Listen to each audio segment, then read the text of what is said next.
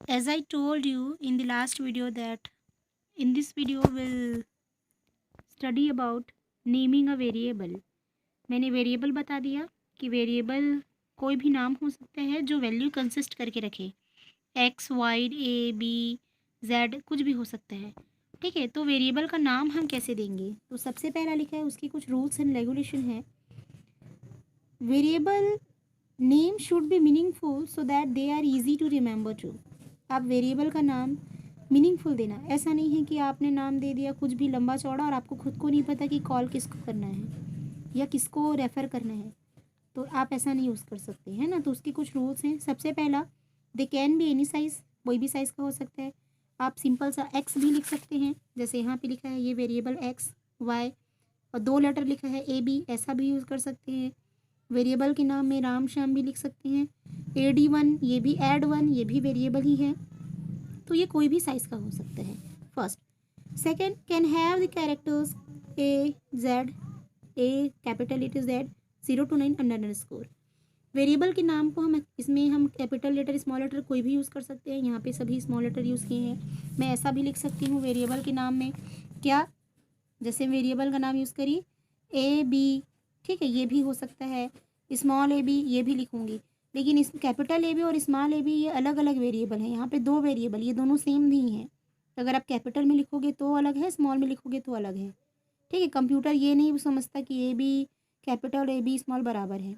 ठीक है, case sensitive होता है, वो कैपिटल लेटर और स्मॉल लेटर को अलग अलग ट्रीट करता है। मतलब यहाँ पे 2 वेरिएबल हो गए, ठीक है, क्योंकि ये कैपिटल है और ये स्मॉल है करके। तो हम वेरिएबल का नाम कैपिटल स्मॉल लेटर कोई भी में दे सकते हैं। इसमें नंबर्स यूज़ कर सकते हैं 1 2 3 0 0 कुछ भी, जैसे यहाँ पे लिखा है ऐड 1, ये भी वेरिएबल है। ठीक, अंडरस्कोर यूज़ कर सकते हैं। अंडरस्कोर यूज़ करने का मतलब, जैसे मैं नेम नाम का वेरिएबल बनाई, नेम इक्वल टू नेम, या मैं ऐसा बना दी फर्स्ट अंडरस्कोर नेम, तो ये भी क्या है, एक वेरिएबल है जिसमें मैं वैल्यू लिख दूंगी अपना नाम, ऐसा। तो ये क्या है, वेरिएबल कोई भी साइज़ का है, अंडरस्कोर को हम यूज़ कर सकते हैं। ठीक है, फिर है आपका should be with, should be start with alphabet and underscore. हमेशा आपका वेरिएबल है वो अल्फ़ाबेट से स्टार्ट होना चाहिए या अंडरस्कोर से। आप ऐसा नहीं ले सकते, आपका वेरिएबल का नाम कभी भी डिजिट से स्टार्ट नहीं होगा। 1 2 ऐड या 1 2 एक्स, ये नहीं लिख सकते। हम x1 x2 ऐसा वेरिएबल लिख सकते हैं, लेकिन 1x 2x ऐसा नहीं लिख सकते, क्योंकि रूल के according a variable name can not start with a digit. आपका वेरिएबल का नाम डिजिट से स्टार्ट नहीं हो सकता। So this is the valid variable and this two are not valid variables. बात समझ में आई? वेरिएबल का नाम हमेशा अल्फ़ाबेट से स्टार्ट होना चाहिए। नेम 1 नेम 2 ये वेरिएबल का नाम सही है, लेकिन मैं ऐसा नेम 1 2 ऐसा भी लिख सकती हूँ ना, ज़रूरी नहीं है एक ही डिजिट यूज़ करना है। लेकिन 1 2 ए बी ऐसा वेरिएबल का नाम नहीं लिख सकती, क्योंकि वेरिएबल का नाम अल्फ़ा नंबर से स्टार्ट नहीं हो सकता। ठीक है, ये बहुत इंपॉर्टेंट कंसेप्ट है। Should know space between two और स्पेस, नो स्पेस कैरेक्टर और स्पेस अलाउड। आप ऐसा नहीं लिख सकते नेम फिर फर्स्ट नेम ऐसा करके, जैसे मैंने वेरिएबल डिक्लेयर कर रहा है, फॉर एग्जांपल मैं ऐसा वेरिएबल डिक्लेयर करी फर्स्ट उसके बाद नेम, ऐसे अगर वेरिएबल डिक्लेयर करूँगी तो ये गलत हो जाएगा। क्यों? आप इसको अलग अलग नहीं लिख सकते, इन दोनों के बीच में स्पेस नहीं लिख सकते। अगर आपको फर्स्ट नेम नाम का वेरिएबल बनाना है तो फर्स्ट करेंगे हाइफन अंडरस्कोर लगाएंगे, फिर नेम लिखेंगे, या फिर ऐसा लिखेंगे फर्स्ट नेम सीधे, इन दोनों के बीच में गैप नहीं करेंगे। तो ये हो सकता है कि इन दोनों के बीच में गैप नहीं आएगा। Should not be a keyword, keyword भी नहीं होना चाहिए। कीवर्ड क्या होता है मैं आगे बता दूंगी। And generally they are written in lower case. ठीक है, और ज़्यादा अच्छा होगा कि आप अल्फ़ाबेट का नाम जो है, मतलब वेरिएबल का नाम लोअर केस में लिखें, छोटे लेटर में, कैपिटल स्मॉल लेटर में। ठीक है, तो ये सभी वैलिड वेरिएबल हैं। देखो ये वैलिड है, ये क्या है, ये भी वैलिड वेरिएबल है। क्यों वैलिड है? क्योंकि अंडरस्कोर से स्टार्ट हो रहा है। ये भी वैलिड वेरिएबल है, तो ये सभी क्या है, वैलिड वेरिएबल्स हैं। ठीक है, आ रही बात समझ में? ये सॉरी, ये इनवैलिड वेरिएबल है। नहीं नहीं, वैलिड वेरिएबल है। क्यों? क्योंकि अंडरस्कोर से स्टार्ट हो रही है, सॉरी सॉरी, है ना। लेकिन अगर 7 सामने में रहता तो इनवैलिड होता। क्यों? क्योंकि वेरिएबल का नाम अंडरस्कोर डिजिट से स्टार्ट नहीं हो सकता। जैसे मैं लिख दी यहाँ पे x1, यहाँ पे लिख दी नेम 23, यहाँ पे मैं वेरिएबल लिख दी हेलो नाम का वेरिएबल बना दी, यहाँ पे लिख दी मैं @23, और अगर लिख दी मैं 12 @ तो आप बताइए इसमें से कौन कौन सा वैलिड वेरिएबल होगा। ये वैलिड है,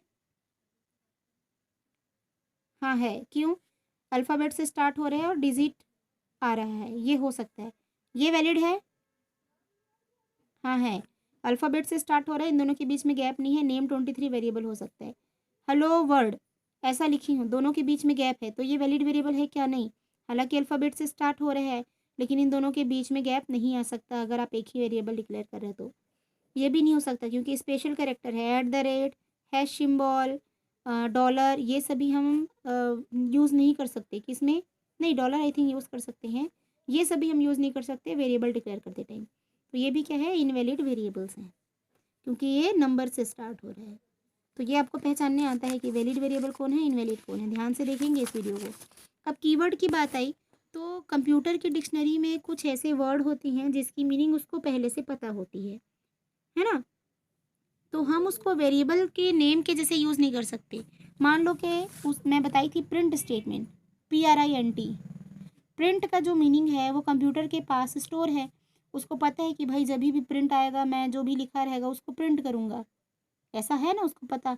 अब आप बार बार प्रिंट नाम का वेरिएबल बना रहे हो, बेचारा कंफ्यूज हो जाएगा ना, तो उसको कंफ्यूज ना करें, इसीलिए मतलब उसको कंफ्यूज कभी मत करो आप, है ना, कभी करो ही मत। हम क्या करेंगे, वेरिएबल का नाम कभी भी कीवर्ड यूज़ नहीं करेंगे। आ रही है बात समझ में, तो we can not use keyword as a variable. अब कौन कौन से कीवर्ड हैं, जैसे प्रिंट है, इफ़ है, देन है, एल्स है, ये सभी कीवर्ड उसके पास स्टोर है, उसकी मीनिंग उसके पास स्टोर है ना, तो इसको हम वेरिएबल के नाम के जैसे यूज़ नहीं कर सकते। जैसे कि हमारी क्लास में अगर भावना है, भावना आपके बच्चे का भी नाम है, मतलब स्टूडेंट का नाम है, भावना टीचर का भी नाम है, तो आप पूरी स्कूल में ऐसा नहीं चिल्ला सकते, अरे भावना किधर जा रही है, you can not say like this, just because of in school भावना जो है आपके किसी पर्टिकुलर टीचर को भी रिफ़र कर रहे हैं ना, तो हम उसको कोई दूसरे नाम से बुला ले जो आपके स्टूडेंट्स हैं या आपके फ्रेंड्स हैं।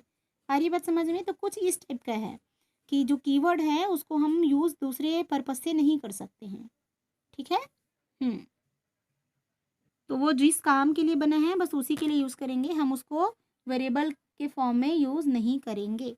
अब आता है ऑपरेटर और ऑपरेंड। तो ऑपरेटर आपको पता है, ऑपरेटर जो अरिथमेटिक ऑपरेशन परफॉर्म करने के लिए यूज़ हो, कैलकुलेशन के लिए, कंपैरिजन के लिए, लेस देन, ग्रेटर देन, ये सभी के लिए जो यूज़ हो वो ऑपरेटर होता है।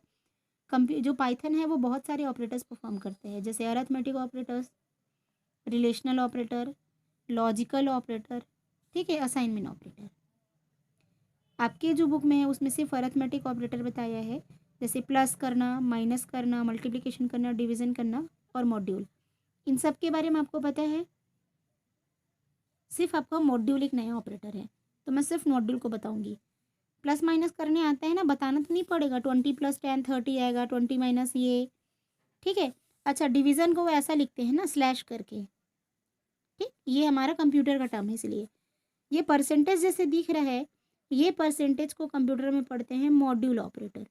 ये क्या करता है, ये रिमाइंडर को वापस करता है, जैसे 10/3, तो 3 3 = 9, 1 रिमाइंडर बचा, तो ये रिमाइंडर को वापस करेगा। आ रही है बात समझ में। जैसे मैं लिख दी 5/2, ये क्या रिटर्न करेगा, ये डिवीज़न ऑपरेटर है, तो 2 2 = 4, 2 को रिटर्न करेगा। कोशेंट को रिटर्न करता है कौन, डिवीज़न ऑपरेटर। लेकिन अगर मैं 5 मॉड्यूलो 2 लिखी तो किसको रिफ़र करेगा, 1 को, क्योंकि अगर मैं 5 को 2 से डिवाइड करी तो 2 2 = 4, रिमाइंडर क्या आया 1, तो रिमाइंडर जो है मॉड्यूलो ऑपरेटर रिटर्न करता है और डिवीज़न ऑपरेटर इस कोशेंट को रेफ़र करता है। आई बात समझ में। तो देखिए यहाँ पे क्या है, 9/3, तो 3 रिटर्न किया।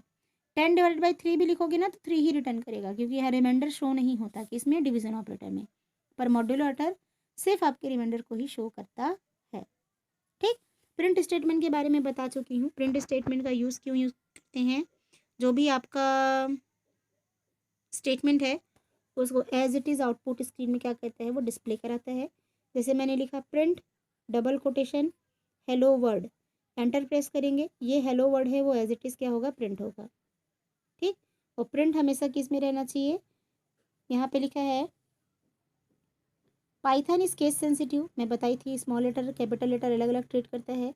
It means that the difference between the capital letter and the small letter for each print and is a valid command. मतलब पी अगर आप स्मॉल में लिखोगे तभी वैलिड है, आप पी को कैपिटल लेटर में लिख दिए और बोलोगे मैम आउटपुट नहीं आ रहा है, आउटपुट नहीं आ रहा है, तो वो गलत है, क्योंकि हमको प्रिंट PRINT ये सभी को स्मॉल लेटर में लिखना है, उसके बाद डबल कोटेशन लगाना है और उसके बाद जो लिखना है उसको आप एज इट इज़ लिखना, तो ये आपका हेलो वर्ड आउटपुट देगा।